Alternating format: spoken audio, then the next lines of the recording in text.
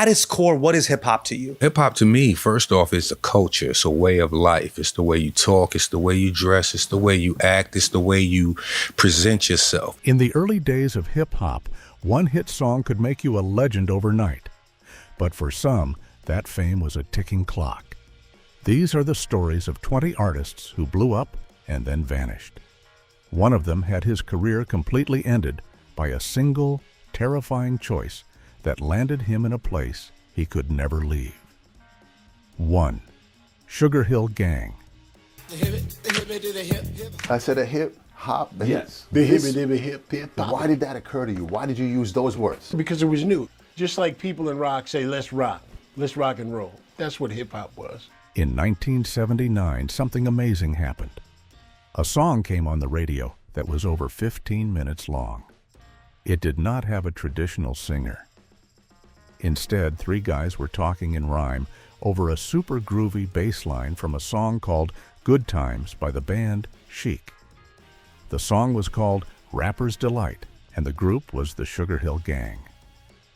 To put it mildly, it was a lightning bolt. It became the first rap song to ever crack the top 40 on the Billboard charts in the United States, climbing all the way to number 36. It introduced hip-hop to millions of people around the world who had never heard anything like it before.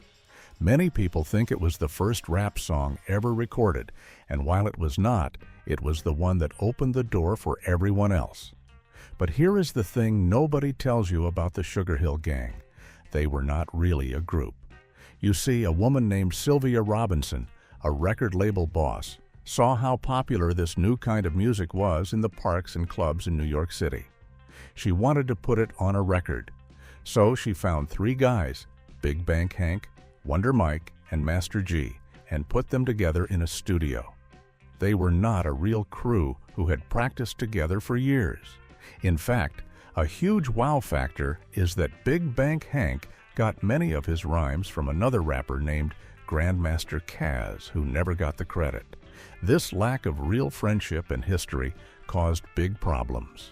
After their huge hit, they could not see eye to eye. They had arguments and could not follow up their success. They were a band built to make one song, and once they did, they slowly faded away. The Sugar Hill Gang was a group put together in a studio. But what about a band that was already famous for something else entirely and just dipped their toes into the world of rap? 2. The Fatback Band. I'm 6'1", full of fun and sexy as I want to be. I got 22 years of experience of your women loving me. Go ahead. Just before the world was singing along to Rapper's Delight, another record hit the shelves that had people talking. The song was called King Tim, the Third Personality Jock, and it was by a group called the Fatback Band. Released in the spring of 1979, many music experts argue that this was actually the very first commercially released hip-hop song, beating Sugar Hill Gang by a few months. The song had a funky beat and featured a rapper named King Tim III rhyming over the track. It was a cool song that captured the energy of the early New York rap scene perfectly.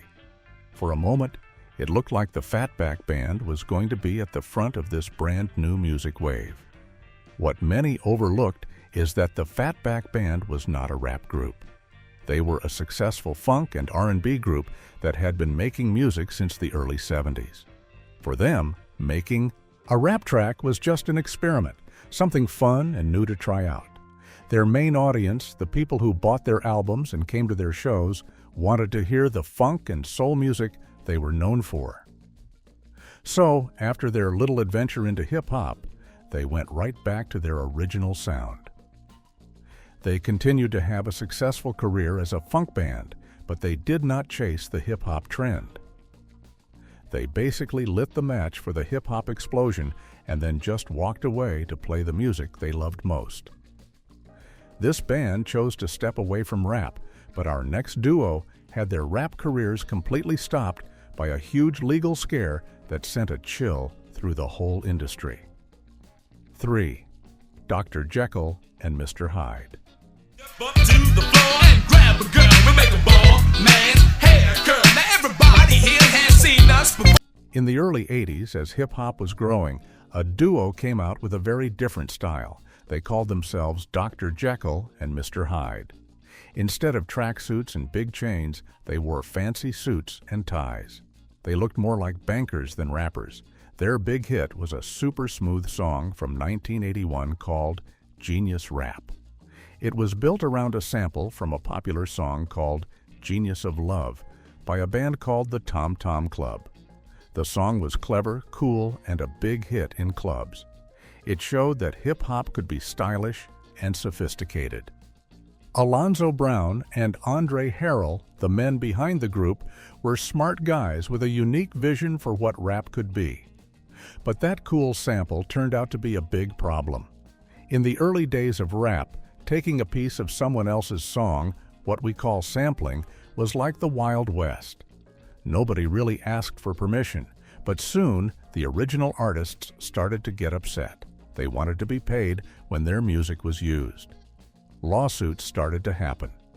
A famous rapper named Biz Markie got into huge trouble for it, and it changed the whole industry.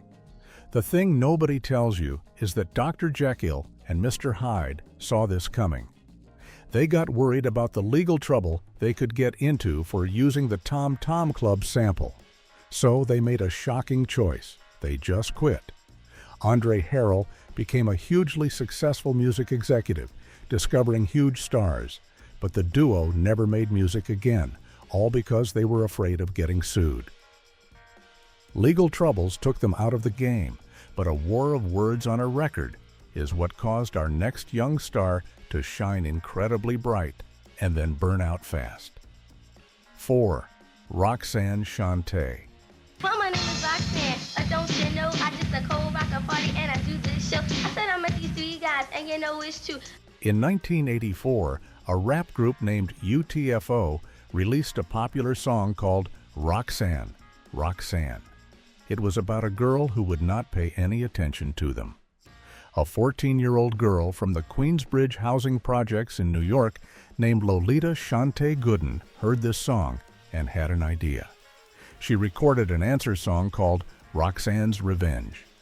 Using the same beat, she pretended to be the Roxanne from the song, and she was not nice. She was tough, clever, and funny. She recorded the whole thing in one take. The song blew up. Suddenly, everyone was making Roxanne answer records. It was called the Roxanne Wars, and this young girl, now known as Roxanne Shante, was at the center of it all. She became one of the first female rap superstars.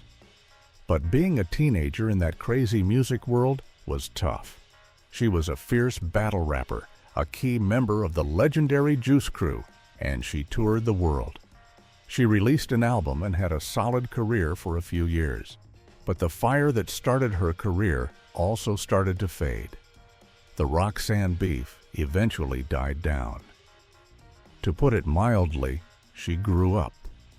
In a move that shocked many, she decided to retire from the rap game at the super young age of 25. She had been in the business for a decade and wanted to do something else with her life. She went on to focus on her education and family, leaving her legendary status as a teenage hip-hop queen behind her. Shante started a war of words, but our next artist created a whole new kind of rap music that was maybe a little too real for its own good at the time. 5. Schoolie D. That wasn't what rap was about, because I was on the streets, I was doing the basement parties, I was doing the block parties, I was, Long before Los Angeles became the center of gangsta rap, a guy from Philadelphia named Schoolie D released a song in 1985 that changed everything. The song was called PSK What Does It Mean? The letters stood for Parkside Killers, a local crew. The sound was raw and stripped down with a heavy beat, but it was the words that were truly shocking for the time. Schoolie D was not rapping about parties or dancing. He was telling gritty, honest stories about street life in Philly. He is often called the first true gangsta rapper, and his style had a huge influence on West Coast artists like Ice-T, who heard PSK and knew that was the direction he wanted to go in. The thing is, Schoolie D was way ahead of his time. The world was not quite ready for his brand of hardcore reality rap. The hip-hop industry was still mostly focused on New York. While he was a legend in his hometown of Philadelphia, the music scene there did not grow into a global powerhouse like New York or LA did in the years that followed. So, what happened? He just kept making his music his way. He never had another hit as big as PSK, but he did not really try to. He became a true underground king, a rapper's rapper that the hardcore fans always respected. He laid the blueprint for a whole genre of music and then just watched as others built mansions on it. Schoolie D chose to stay underground, but our next duo was all about making people dance with a track that was built around one of the most famous musicians of all time. 6. Super Lover C and Casanova Rudd. Let's get situated, girls, I am assigning you to the super lover to clap to my funky rhyming. In 1988, a song came out that was impossible not to dance to. It was called Do the James, and it was by a duo from Queens, New York, named Super Lover C and Casanova Rudd. The beat was built around a super catchy horn sample from a song by the godfather of soul himself, James Brown. It was an instant party starter. The rhymes were fun, the energy was high, and the song became a huge club hit. For a moment, it seemed like these two were destined for big things. They had the sound, the style, and a hit record that was getting played everywhere. They were on the map and looked like the next big thing to come out of New York. But you see, the music business can be a tough world. After the massive success of Do the James, the duo released their album. Unfortunately, the album did not sell as well as everyone had hoped. To put it mildly, their record label just lost interest. In those days, if your first album did not do huge numbers, the label would often just drop you and move on to the next new artist. That is exactly what happened to them. Without the support and money from a big record company, it was almost impossible to get another hit on the radio or in the clubs. Their moment in the sun was over just as quickly as it began. They eventually moved into the background, working on music production instead of being the stars. A record label dropping them is tough, but what happened to our next rapper is one of the darkest and most tragic stories in the history of hip-hop. 7. Cool C. Told you, that was number 19, Cool C. We went back, right? Cool C straight out of Philly. You know what I mean? He's right now incarcerated because life throws us curveballs and you never know where you're going to end up, man. In the late 1980s, Philadelphia was producing some amazing hip-hop talent. One of the bright stars of that scene was a rapper named Cool C. He was part of a crew called the Hilltop Hustlers. With a smooth delivery and a confident style, he scored a big hit with his song Gleamin'.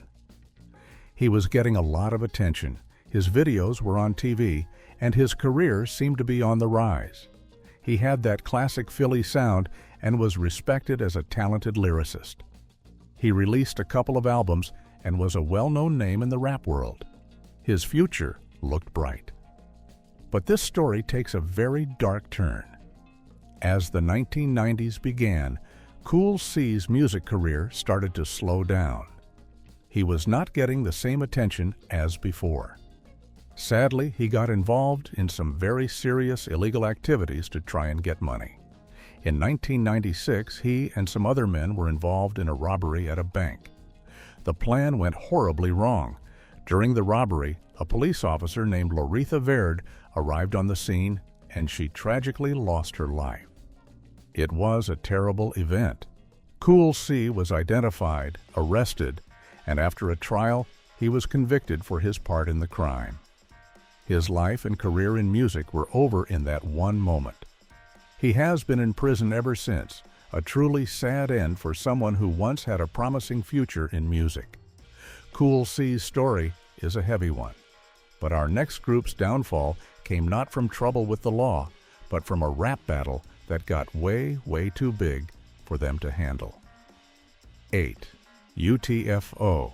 Live this afternoon for Magic City Videos, talking to one of the hottest rap groups in the land, UTFO. Let's go back to the story of Roxanne. Before the 14-year-old Roxanne Shante made her famous Answer record, there was the original song that started it all. That song was Roxanne, Roxannin, released in 1984 by a group from Brooklyn called UTFO, which stood for Untouchable Force Organization. The song was a massive hit. It was a funny story about a girl who was too stuck up to talk to them. The members of the group, the Kangol Kid, the educated rapper, Dr. Ice, and Mix Master Ice, became stars. They had created a phenomenon. Soon, it felt like everyone was making a Roxanne record. There were well over 100 different Answer songs released. It was the first truly viral rap beef. What many overlooked is that UTFO became victims of their own success. The Roxanne craze was so gigantic that they could never escape from its shadow. No matter what other songs they released, people only thought of them as the Roxanne guys. Their massive hit became a cage. They tried to move on and make different kinds of music, but the public was not interested. The very thing that made them famous also made it impossible for them to have another hit. The Roxanne Wars, which they started, ended up swallowing their entire career. The group eventually dissolved, unable to break free from the name of the girl who made them stars. UTFO was an all-male group trapped in a beef. But what about the very first all-female rap group to be signed to a record label? Their story is up next. 9. The Sequence. I keep going, I keep going, I keep going. We're gonna funk right on up, we're gonna funk you right on up. Before Salt and Peppa, before MC Light, there was The Sequence.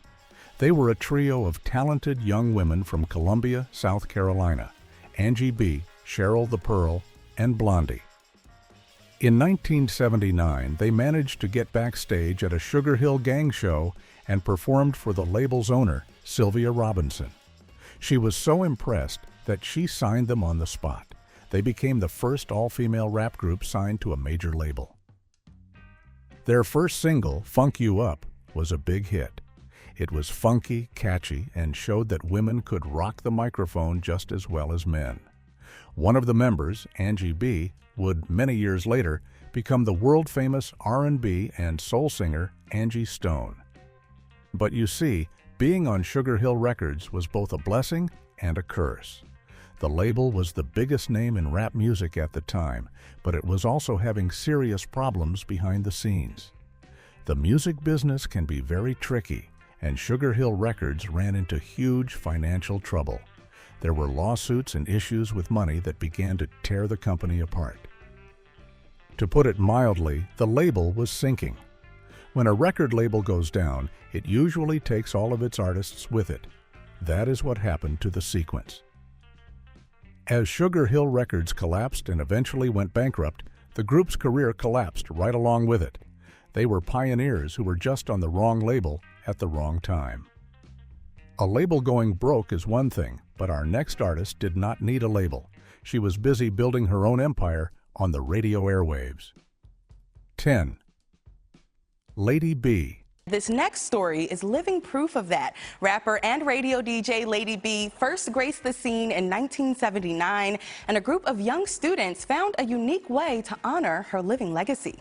In the city of Philadelphia, one name stands above many others in the early history of its hip-hop scene, and that name is Lady B. In 1979, she released a song called To the Beat Y'all. She was one of the very first female solo rappers to have a record released, a true trailblazer. The song was a local hit and helped put Philly on the hip-hop map. She was a talented rapper and a respected figure in the community. It seemed like she was on the path to becoming a major recording star. But the thing is, rapping was just one of the things Lady B was great at. Her real love and her main career was radio. She was a DJ at a local Philly station, and she was the first person in the city to play rap music on the radio. Her show was incredibly popular and influential. She helped launch the careers of many other artists. As her career as a radio personality and DJ grew and grew, she had a choice to make. She could either focus on trying to be a full-time rapper or continue to build her empire on the radio. She chose radio. She became a Philadelphia legend, a powerful and beloved voice in her city for decades. She put her recording career aside to follow her true passion. Lady B chose radio over rapping, but our next pioneer's health is what sadly forced him to step away from the music and out of the spotlight. 11. Spoonie G. My name is MC Spoonie G. I'm the first rap, hip-hop soloist in the whole wide world. In the first wave of hip-hop, there was a rapper from Harlem known for his incredibly smooth style. His name was Spoonie G. He was one of the first rappers to tell detailed, romantic stories in his rhymes. That is why they called him the Love Rapper. His 1980 song, Love Rap, was a long, story-driven track that was very different from the party rhymes that were common at the time. He was a huge influence on future storytelling rappers like Slick Rick and LL Cool J. He was a true original, a pioneer who was respected by all the other early rappers. He was the nephew of the record producer Bobby Robinson, which helped him get his start in the business. But the story of Spoonie G is a sad one. He was there from the very beginning, a true old-school legend. But as the years went on and the hip-hop world changed, he began to face very serious personal health challenges. He suffered a major stroke, which made it extremely difficult for him to perform and record new music. The fast-paced, high-energy world of the music business is hard enough when you are in perfect health. For Spoonie G, his health problems became too much to overcome. The man who had helped create a new way of rapping was sadly forced to step away from the career he loved due to circumstances beyond his control. Health issues sidelined a true legend, but our next group had all the talent and energy in the world, but they just could not seem to capture that magic on a record. 12. Cold Crush Brothers. Hip-hop. The Cold Crush was something that Tony Tone and I created. Now, in the early 1980s, if you went to a park jam or a club in the Bronx, there was one group that everyone agreed was the best live act in hip-hop. They were the Cold Crush Brothers. This crew, which included members like Grandmaster Caz, JDL, and Eazy-A-D, were absolute masters on stage. They had amazing rhyming skills, incredible harmonies that sounded like a singing group, and perfectly practiced routines. They were so good live that they were the inspiration for the fictional rap group in the classic hip-hop movie Wild Style. To put it simply, they were your favorite rapper's favorite rappers, the undisputed kings of the live performance. But here is the thing that nobody tells you. Being great live and making a hit record are two very different things. The Cold Crush Brothers had a huge problem. They could never seem to capture that amazing live energy in a recording studio. The technology back then was limited, and the feeling of a live crowd and the back and forth between the rappers just got lost on tape. They released a few singles like Fresh, Wild, Fly, and Bold, but none of them ever became big mainstream hits. They were legends on the street, but they could not break through on the radio. They were a live phenomenon who just missed their chance to become recording superstars. The Cold Crush Brothers could not get a studio hit, but our next group had a huge one, only to see it all fall apart because of personal problems and the dark side of fame. 13. Boogie Boy.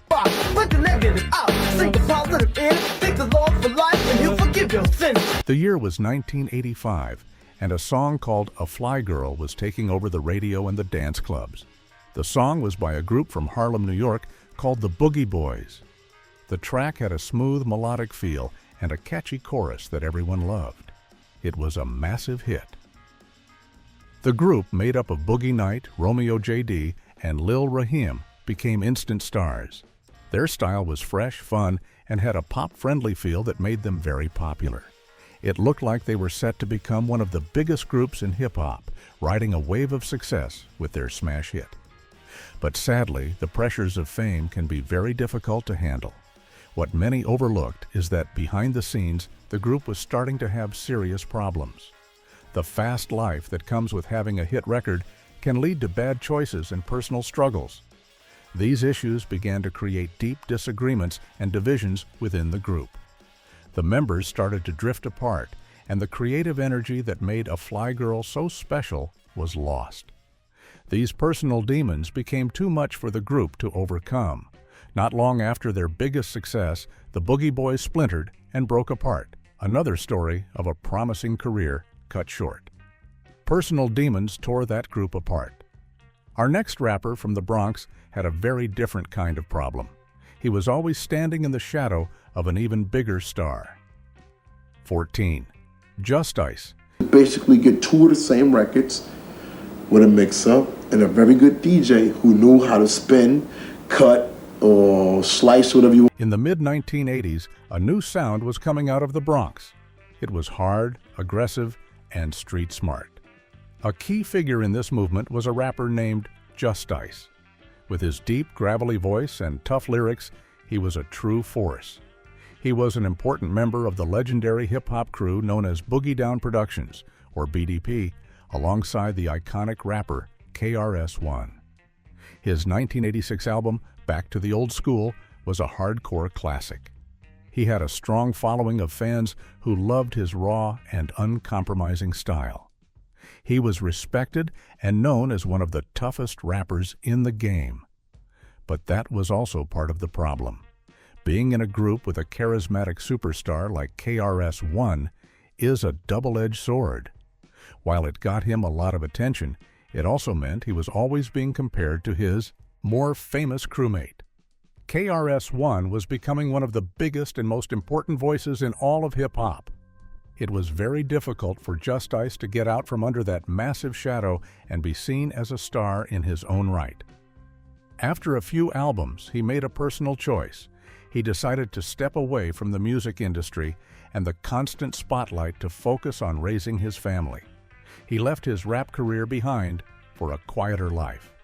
Just Ice was overshadowed by a friend, but our next rapper made a very deliberate choice to turn his back on the mainstream music business. 15. King's Son. I'm the God, universal son born Allah, otherwise known as King's Son. King's Son, a rapper from the Bronx, had a voice that you could not ignore. It was deep, commanding, and powerful. In the late 1980s, he had a huge hit with a smooth and thoughtful song called Hey Love. The track showed a more mature and romantic side of hip-hop, and it got a lot of radio play. He had another big song called Mythological Rapper. With his powerful presence and lyrical skill, King's Son was getting a lot of attention from major record labels. It looked like he was on the path to becoming a major mainstream star. He had the talent, the look, and the hits to make it big. But you see, King's Son was different.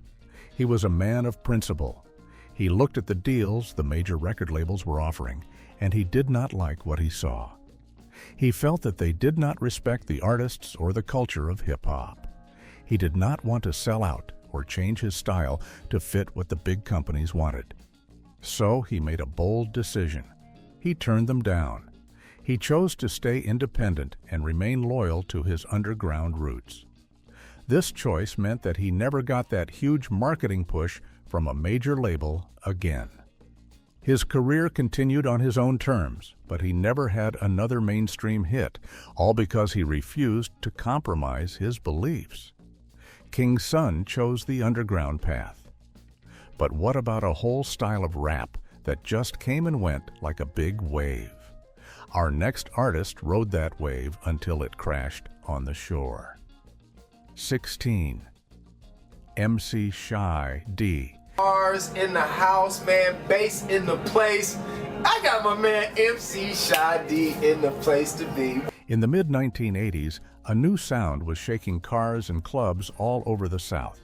It was called Miami bass.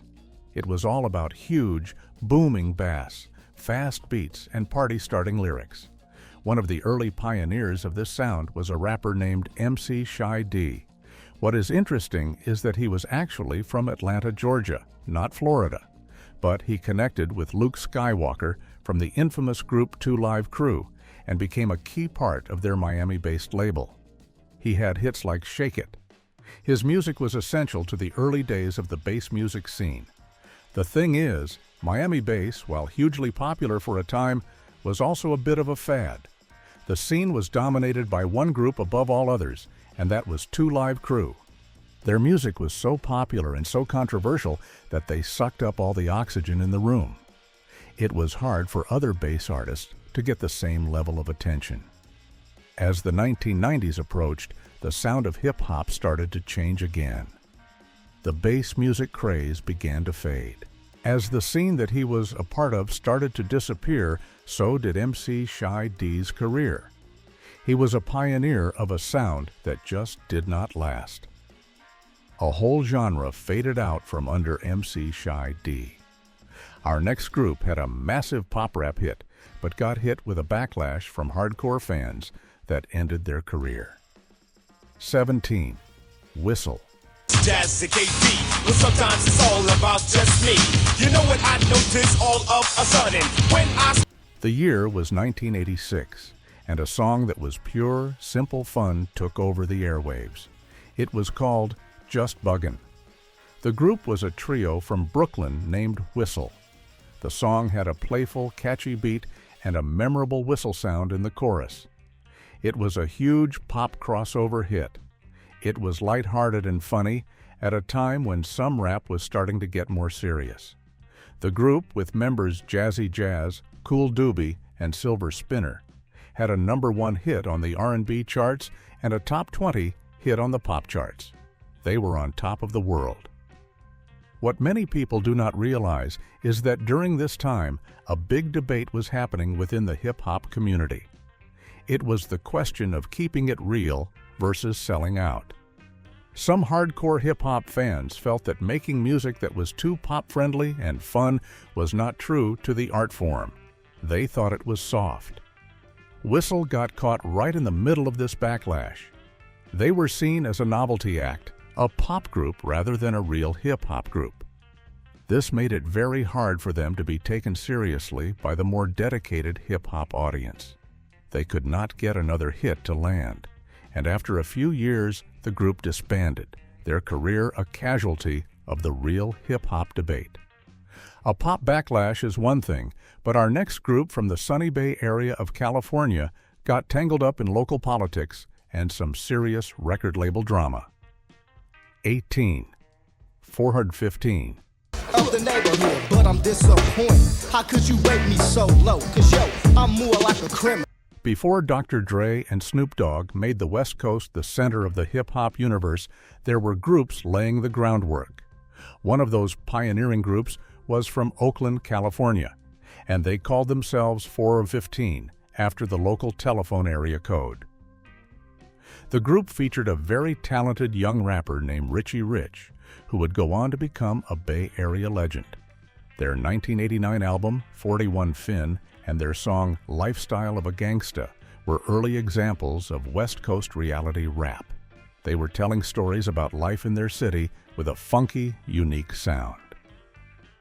They were poised to be the next big thing from the West. The problem was a toxic mix of internal issues and trouble with their record label.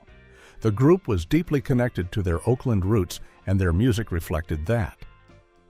But their record label, which was based in a different city, wanted to push them in a more commercial direction. They did not understand the local scene that the group came from. This led to big creative disagreements. The label and the group could not see eye to eye on the future of their music. This interference, combined with some local politics and personal issues, caused the group to break apart right when they should have been blowing up. Richie Rich went on to have a successful solo career, but the group 415 was gone too soon.